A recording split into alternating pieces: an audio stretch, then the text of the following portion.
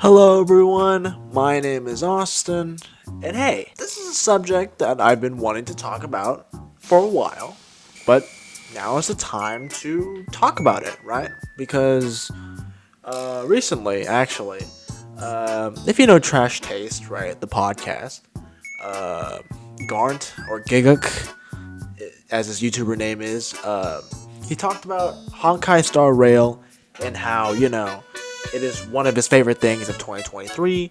It is one of the things that he's like really liked, and like as a gamer and stuff like that, and like as a gacha gamer myself that primarily plays Hoyoverse gacha games, but I do dabble in other gacha games either on stream or off camera, stuff like that. I wanted to give my, I guess, 2 cents about it, my personal opinions about it, because like on the podcast episode, and just in general, not just the podcast episode, but just in the internet as a whole, gacha games get a really, really bad rap, a bad rep, right? And don't get me wrong, right? I'm not saying gacha games are God's favorite game, right? It's not, the perfect formula for games, right? In fact, I even made a video about a year ago. If I can find the video link, I'll probably, do the iCard on the top right of the video. But, yeah, I made an entire video talking about how gacha games more or less will fail at the end of the day because they're live service, and corporate will get greedier over the years. But that's not the point of this video. The point of this video is to talk about the positive of gacha games and to debunk negative stereotypes of gacha games. So I'm gonna talk about 5 stereotypes that are most common with gacha games, and I'll tell you the reason why it's either true or bad. And yeah, let's get started, right? So number 5, gacha games, they are a waste of your time. My answer to this is, well, it's a mobile game, right? It's a mobile game. Yes, it's a waste of your time. Yes, this is true. But does that mean you shouldn't play them? I'd argue no. It depends. Like, if you have time to waste, they're perfect, honestly. They're perfect. If you have time to waste, there's nothing wrong with gacha games, right? So I agree with the stereotype in that sense that, yeah, because obviously gacha games are mobile games, and mobile games are primarily meant to just, play while you have nothing to do, right? And in that case, that's perfectly fine, right? Oh, you're playing a gacha game while you're, I don't know, waiting for something, or oh, you got 15 minutes to spare before your next thing. So go ahead, do your dailies, all that good stuff, and yeah, move on with your life, yeah? I mean, yes, they're a waste of your time. Yes, you shouldn't probably be too addicted to them, but that's another, that's another topic video idea, right? For another day. But, yeah. And number 4, the games are shitty with no quality. Well, this is primarily true for most gacha games, as they are mobile, right? Mobile games, with very little substance to them.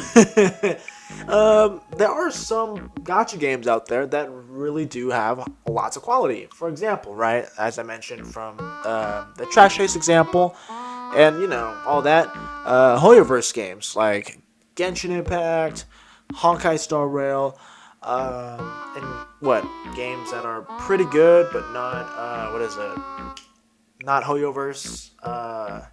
That Withering Waves beta seems like pretty promising.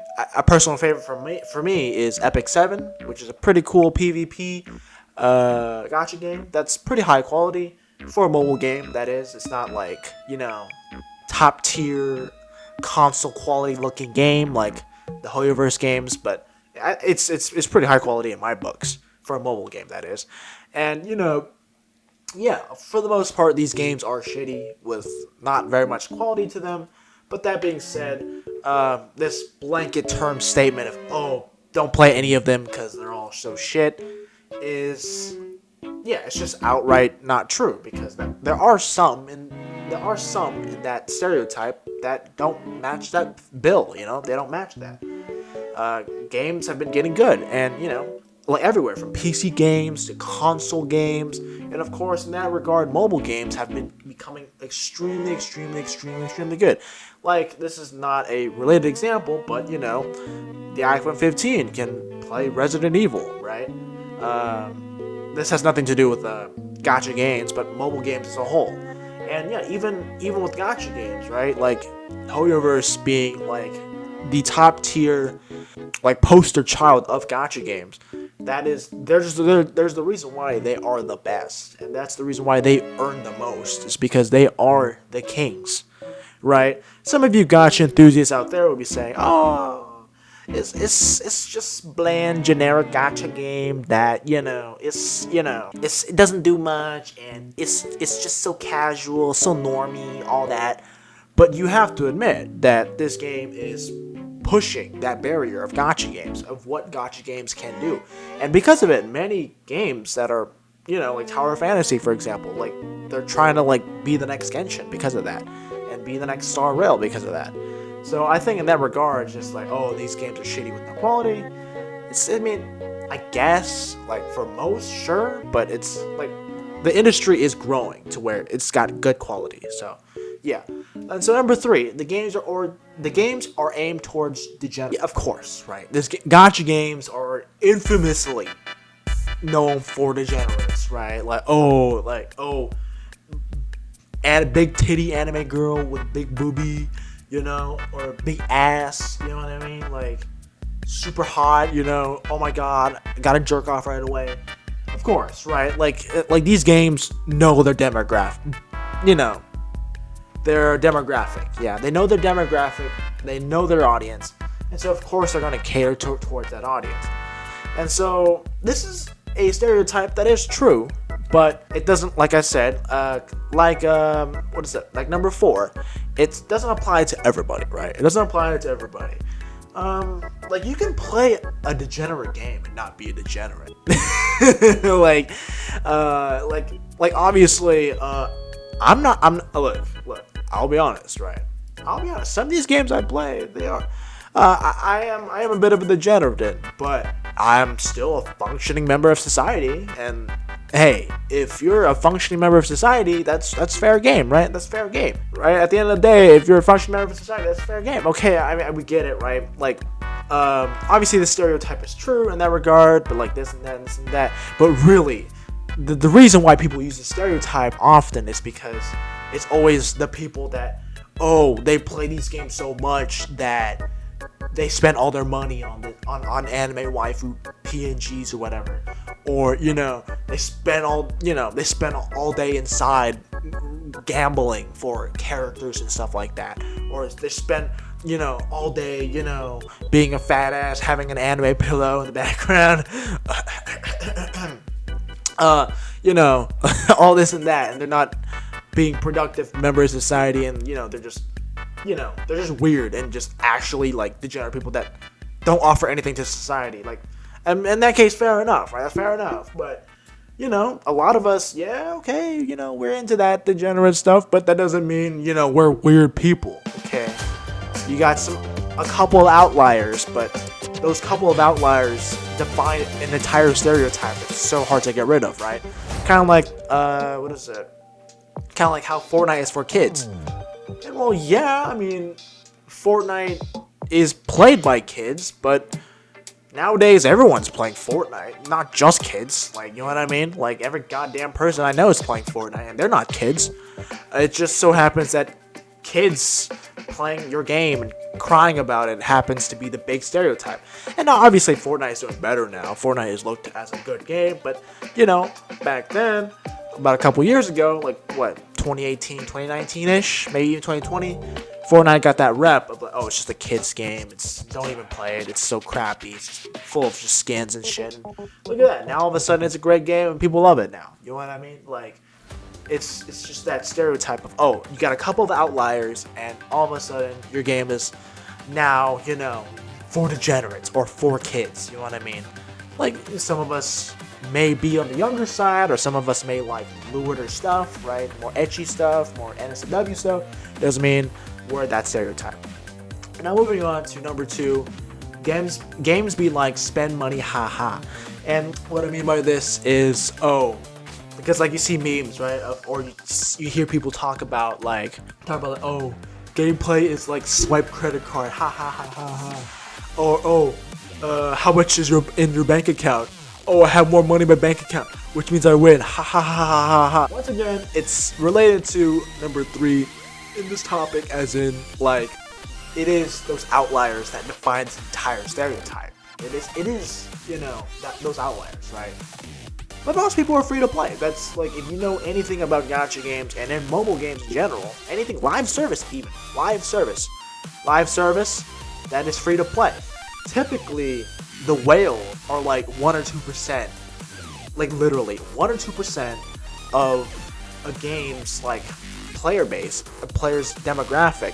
But they are, they fund 90%, 100% even of a game's like overall revenue, right? Most people, like 95, 98% of people are free to play. And you can't just be like, okay, yes, for those 1 or 2%, you know what I mean? 1 or 2%.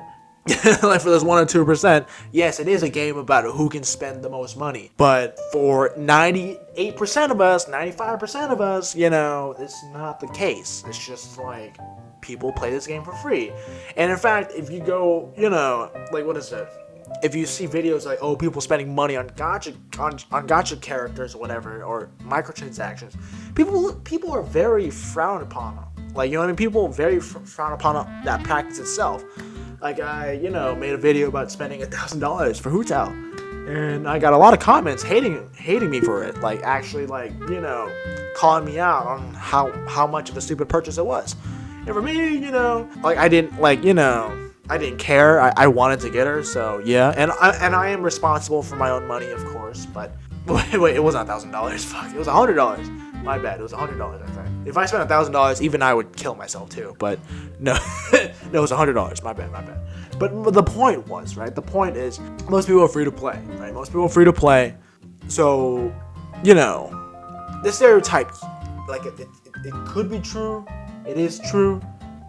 But in this scenario where it's like 90% of people, they are free to play, I would say the stereotype is almost even invalidated. But the fact that the whales contribute so much, even though they are 1 or 2% of the player base, I guess there's a reason why this stereotype is around. But this stereotype is so untrue.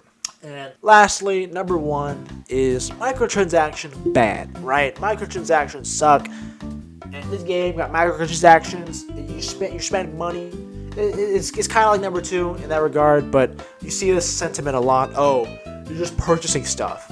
Like, it should be a free game, right? So why are you buying stuff all the time? And why you have to buy this? Why you have to buy that? First off, you can play free to play, right? And second off, in today's landscape, a live service game means there's going to be microtransactions, loot boxes, gacha rolls, all this stuff.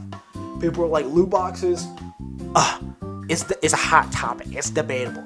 But gachas, everyone can agree, sucks ass. And like no, loot boxing and gachas are the same thing. They're the same thing. And microtransactions and stuff like that. Yeah, like if it is a live service game, there's going to be microtransactions. I'm sorry, okay? I'm sorry.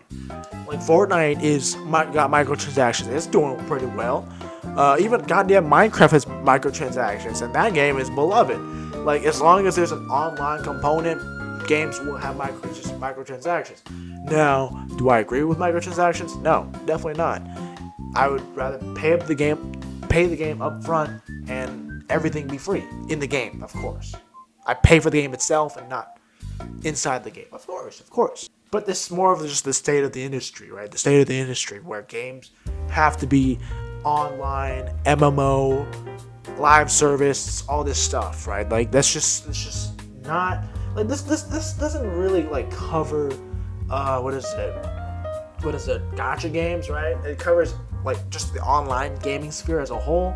But gacha games are notorious for the stereotype of, oh, I can't step 1 foot into the game without having to spend money. No, it's just not true. It's just not true. But just the fact that, the 1 or 2% of the players happen to just spend outrageous amounts apparently accounts for 100% of us now, us gacha gamers. And those are all the stereotypes I wanted to cover about and talk about. And thank you so much for, listening to what I had to say about, these stereotypes. Of course, I know these stereotypes are probably never going to go away. And if they, if anything, maybe people will stop criticizing them less, but these stereotypes will always be around so long as gacha games are around. And with that being said, I'll see you guys next time. Bye!